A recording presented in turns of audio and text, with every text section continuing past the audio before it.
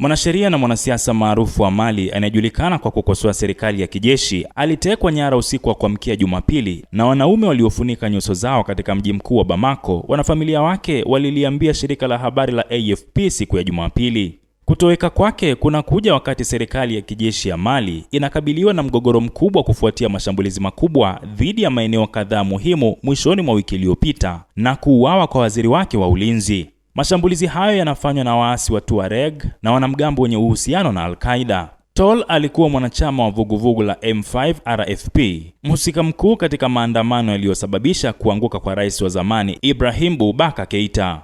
Hapo awali alikuwa mshirika wa maafisa wa kijeshi waliochukua madaraka mwaka 2020, lakini baadaye alijitenga na serikali ya kijeshi na kuwa mkosoaji mkubwa.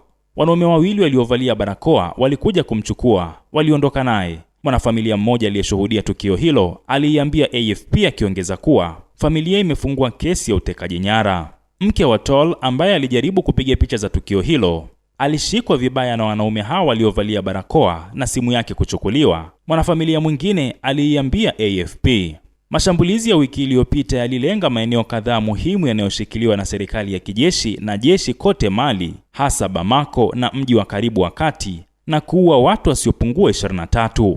Raia na watoto walikuwa miongoni mwa waliouawa na kujeruhiwa wakati wa mashambulizi hayo, kwa mujibu wa UNICEF. Siku ya Ijumaa, ofisi ya mwendesha mashtaka ilisema ina ushahidi thabiti wa ushirikiano wa baadhi ya wanajeshi, ikiwashutumu kwa kusaidia kupanga, kuratibu na kutekeleza mashambulizi hayo. Pia ilidai kuwa mwanasiasa wa upinzani aliye uhamishoni Omar Mariko, mbunge wa zamani na mgombea urais, alihusika.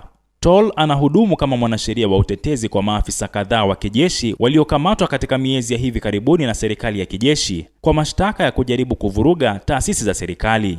Pia amefungua kesi za kisheria katika mahakama mbalimbali kupinga uamuzi wa serikali ya kijeshi wa kuvunja vyama vya siasa. Nikiripotia Rubaza Kimataifa, mimi ni Abdul Nasser Mwita.